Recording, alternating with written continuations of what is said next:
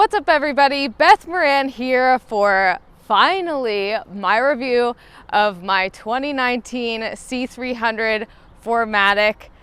This is a great car, so that's why I bought it again, and I'm really excited to show you around. So I ordered this car custom made because I was really excited about it, and I got it in the emerald green metallic, which guess what? Green is also my favorite color, not just Matt's. So I got this one. I'm super excited about it because I love how it's so subtle, but in the sun, it just pops. It's so cool and I love it. I ordered the AMG line package because I love the stars on the grille, so I thought that that looked really cool. I didn't necessarily need an AMG model, so that's why I just got the package, because I love the looks of it. So on this model, I upgraded the headlights, and I also got the illuminated star, which looks super cool at night. One thing about the headlights that is really awesome is when you turn them on, it has this nice little show for you.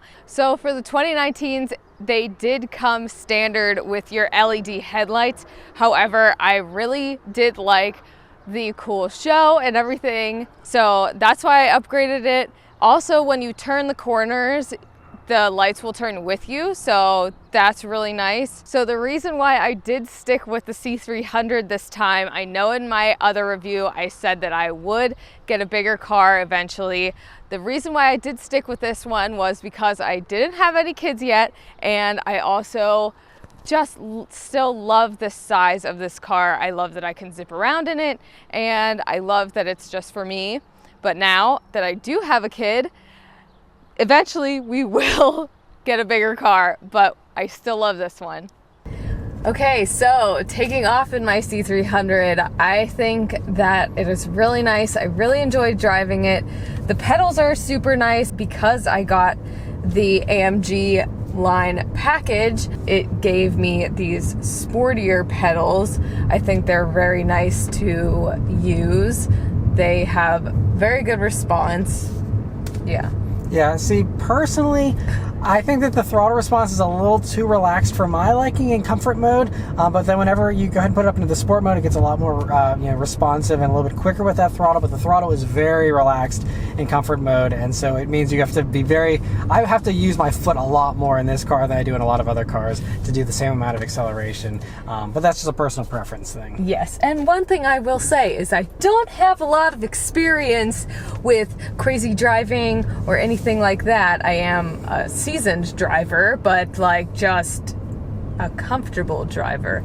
I can't tell you how a car will drive, so that's just me. I don't get it.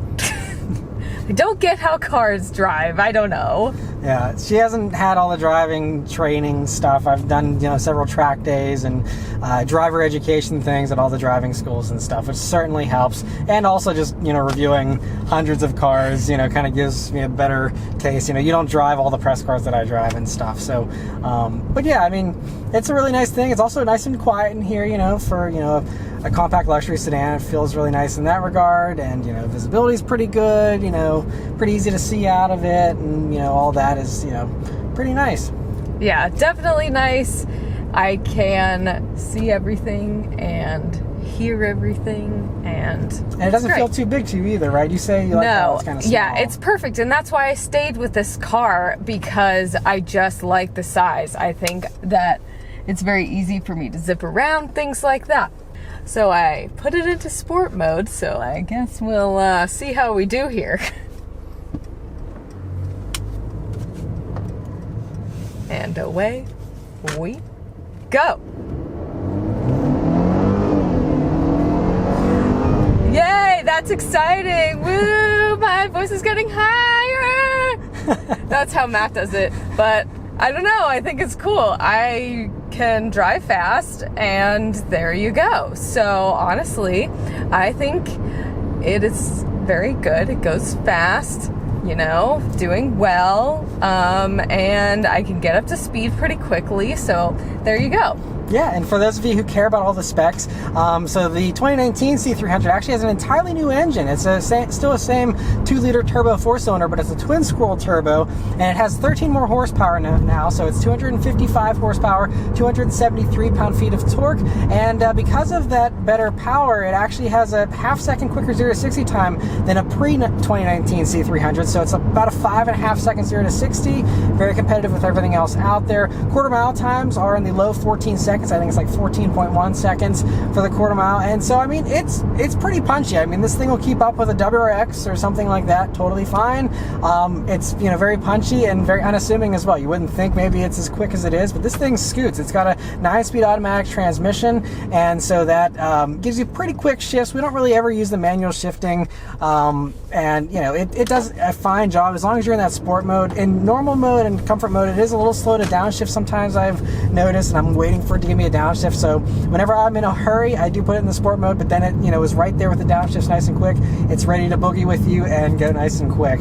And yeah, it's pretty strong as far as the performance goes in a straight line. This one also does have a 4MATIC all-wheel drive system, so that puts power down, rain, snow, whatever, it's always good to go. This one does have summer tires on it. That's one thing with the 19-inch wheels that we spec'd on this, that gives you the summer tires, and so we do have a separate set of winter wheels and tires, but these tires are nice. They're Pirellis, and they work pretty well. They're 225 in the front and 255 in the rear, so staggered setup for a little bit of a sportier feel. But we're going around these corners we always go around, and let's see, as someone cuts into the lane, how it handles. And yeah, it's good. Yeah, I think it handles pretty nicely. I don't ever go around these curves myself, but driving around them myself, I think it is very responsive. It's very easy to drive and very smooth. I think it's great. Yeah, I mean, you have really good grip, again, from especially the summer tires on here. You will hear how on the rougher roads, you still get the decent amount of road noise here, since we are in a compact segment vehicle. If you were in an E-Class or something, this would be a little more soft and, isolated. But yeah, the handling is actually really good, especially this one has the AMG line package. So that gives you a sports suspension package. You also get slightly larger brakes. So you do have a little bit of a grabbier brake and larger brake than when you get on a regular C300. And so the handling is actually pretty good. One thing I really do love about the handling actually is that the steering is really quick. It's actually, I think, quicker than all the other competitors aside from the Alfa Romeo Giulia, which still has quicker steering than this, but it's very, very quick, and I think that makes it very eager to dart into corners. You really, carve up a back road pretty well actually in this thing, although recently I've been kind of driving like a limo driver since we have a little baby in the back seat, and you don't want to be flying around. Also, relatively speaking, the car is fairly light.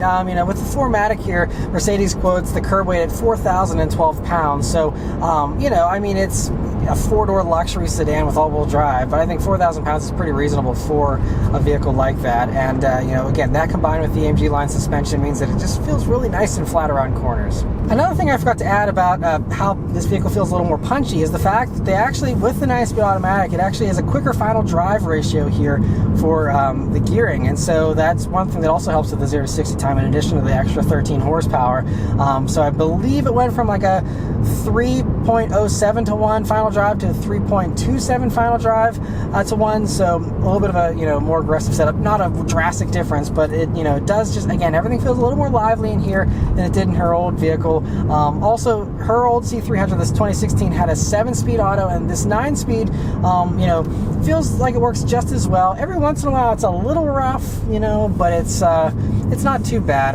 It's kind of rare that it feels rough. It's not, very common, but there are a few times where it's either a little bit slow to maybe shift into drive or things like that. But yeah, I think it's a really nice thing to drive around in. We've driven it 8,000 miles so far, and it's just been again a really nice companion. Yeah, I know the mileage isn't the best, but because of the pandemic, we really didn't go anywhere. I would have put so many miles on here, but we just didn't. Yeah, and I mean, generally we don't drive a ton either, because even when you were working, before the pandemic, you were just driving a few minutes. It wasn't like you had a long commute or anything, which is why we leased this vehicle, and why leases work really well for her, because you know, we can do the super low mileage lease, and you don't have any problems going under that mileage limit. Right.